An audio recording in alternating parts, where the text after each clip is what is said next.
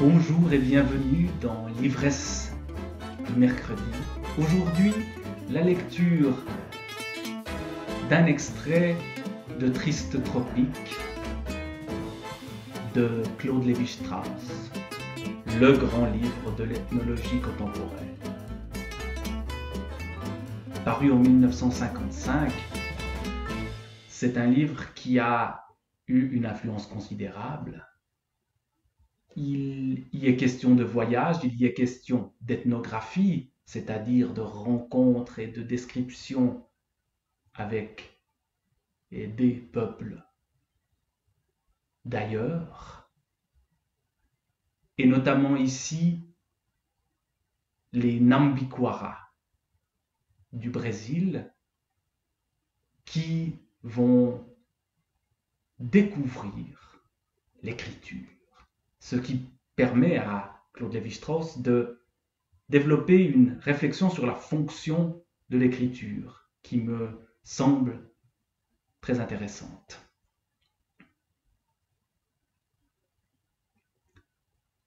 Alors se place un incident extraordinaire qui m'oblige à remonter un peu en arrière. On se doute que les Nambiquara ne savent pas écrire, mais ils ne dessinent pas davantage, à l'exception de quelques pointillés ou zigzags sur leur calebasse. Comme chez les Cadouvéo, je distribuais pourtant des feuilles de papier et des crayons dont ils ne firent rien au début. Puis un jour, je les vis tous occupés à tracer sur le papier des lignes horizontales ondulées. Que voulaient-ils donc faire? Je dus me rendre à l'évidence. Ils écrivaient. Ou plus exactement, cherchaient à faire de leurs crayons le même usage que moi, le seul qu'ils pussent alors concevoir, car je n'avais pas encore essayé de les distraire par mes dessins. Pour la plupart, l'effort s'arrêtait là, mais le chef de bande voyait plus loin. Seul, sans doute, avait-il compris la fonction de l'écriture. Aussi m'a-t-il réclamé un bloc-notes et nous sommes-nous pareillement équipés quand nous travaillons ensemble. Il ne me communique pas verbalement les informations que je lui demande, mais trace sur son papier des lignes sinueuses et me les présente, comme si je devais lire sa réponse. Lui-même est à moitié dupe de sa comédie.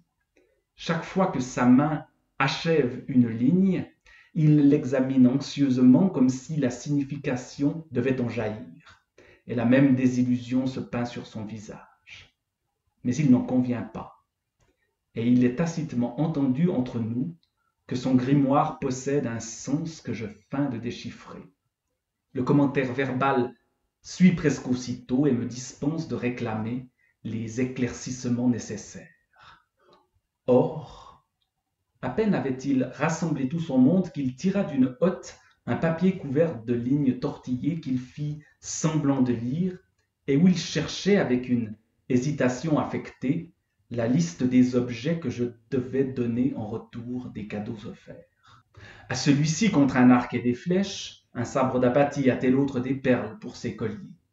Cette comédie se prolongea pendant 2 heures. Qu'espérait-il?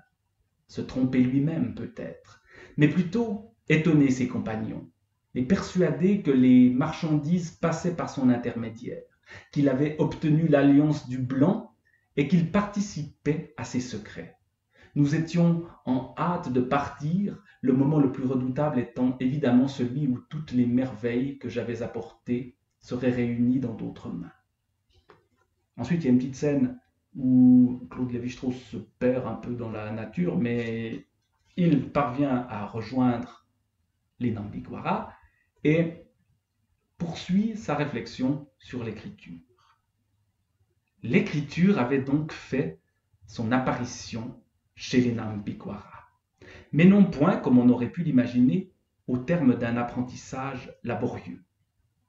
Son symbole avait été emprunté tandis que sa réalité demeurait étrangère, et cela en vue d'une fin sociologique plutôt qu'intellectuelle. Il ne s'agissait pas de connaître, de retenir ou de comprendre, mais d'accroître le prestige et l'autorité d'un individu ou d'une fonction aux dépens d'autrui. Un indigène, encore à l'âge de pierre, avait deviné que le grand moyen de comprendre, à défaut de le comprendre, pouvait au moins servir à d'autres fins. Après tout, pendant des millénaires, et même aujourd'hui dans une grande partie du monde, l'écriture existe comme institution dans des sociétés dont les membres, en immense majorité, n'en possèdent pas le maniement. Les villages où j'ai séjourné dans les collines de Chittagong au Pakistan oriental sont peuplés d'illettrés. Chacun a cependant son scribe qui remplit sa fonction auprès des individus et de la collectivité. Tous connaissent l'écriture et l'utilisent au besoin, mais du dehors, et comme un médiateur étranger avec lequel ils communiquent par des méthodes orales. Or, le scribe est rarement un fonctionnaire ou un employé du groupe. Sa science s'accompagne de puissance, tant et si bien que le même individu réunit souvent les fonctions de scribe et d'usurier.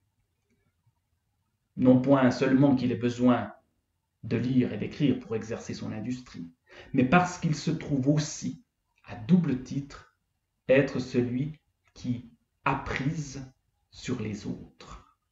C'est une étrange chose que l'écriture. Il semblerait que son apparition n'eût pu manquer de déterminer des changements profonds dans les conditions d'existence de l'humanité, et que ces transformations dussent être surtout de nature intellectuelle. La possession de l'écriture multiplie prodigieusement l'aptitude des hommes à préserver les connaissances. On la concevrait volontiers comme une mémoire artificielle dont le développement devrait s'accompagner d'une meilleure conscience du passé, donc d'une plus grande capacité à organiser le présent et l'avenir.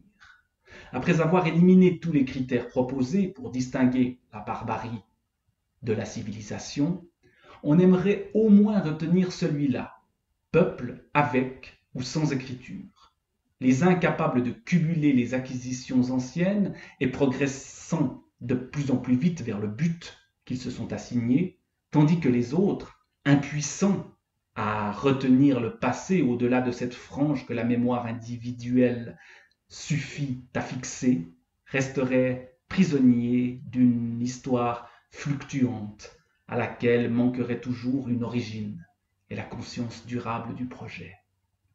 Pourtant, rien de ce que nous savons de l'écriture et de son rôle dans l'évolution ne justifie une telle conception. Une des phases les plus créatrices de l'histoire de l'humanité se place pendant l'avènement du néolithique, responsable de l'agriculture, de la domestication des animaux et d'autres arts. Pour y parvenir, il a fallu que pendant des millénaires, de petites collectivités humaines observent, expérimentent et transmettent le fruit de leurs réflexions. Cette immense entreprise s'est déroulée avec une rigueur et une continuité attestées par le succès, alors que l'écriture était encore inconnue. Si celle-ci est apparue entre le 4e et le 3e millénaire avant notre ère, on doit voir en elle un résultat déjà lointain, et sans nul doute indirect, de la révolution néolithique, mais nullement sa condition. À quelle grande innovation est-elle liée? Sur le plan de la technique, on ne peut guère citer que l'architecture, mais celle des Égyptiens et des Sumériens n'était pas supérieure aux ouvrages de certains Américains qui ignoraient l'écriture au moment de la découverte. Inversement, depuis l'invention de l'écriture jusqu'à la naissance de la science moderne, le monde occidental a vécu quelques 5000 années pendant lesquelles ses connaissances ont fluctué plus qu'elles ne se sont accrues. On a souvent remarqué qu'entre le genre de vie d'un citoyen grec ou romain et celui d'un bourgeois européen du XVIIIe siècle, il n'y avait pas grande différence. Au néolithique, l'humanité a accompli des pas de géant sans le secours de l'écriture. Avec elle, les civilisations historiques de l'Occident ont longtemps stagné. Sans doute concevrait-on mal l'épanouissement scientifique du XIXe et du XXe siècle sans l'écriture. Mais cette condition nécessaire n'est certainement pas suffisante pour l'expliquer. Si l'on veut mettre en corrélation l'apparition de l'écriture avec certains traits caractéristiques de la civilisation, il faut chercher dans une autre direction. Le seul phénomène qui l'ait fidèlement accompagné est la formation des cités et des empires, c'est-à-dire l'intégration dans un système politique d'un nombre considérable d'individus et leur hiérarchisation en castes et en classes. Telle est en tout cas l'évolution typique à laquelle on assiste, depuis l'Égypte jusqu'à la Chine, au moment où l'écriture fait son début. Elle paraît favoriser l'exploitation des hommes avant leur illumination.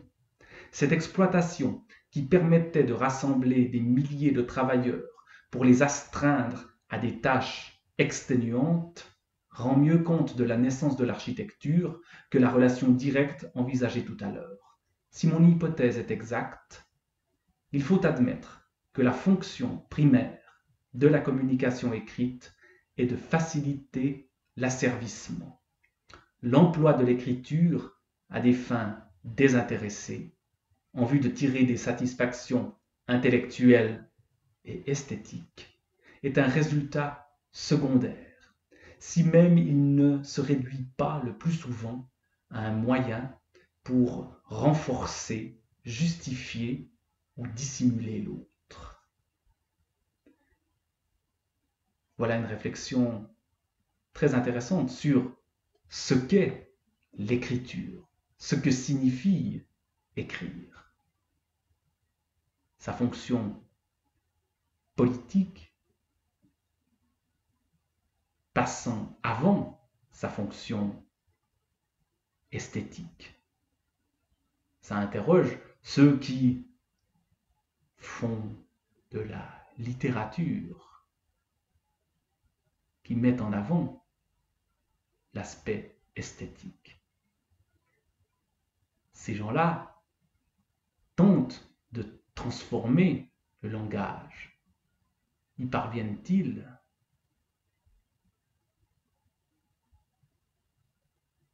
Parfois, peut-être. C'était donc un extrait de Triste Tropique de Claude Lévi-Strauss. Et que l'écriture, la lecture, vous accompagne dans la semaine qui suit. À bientôt pour d'autres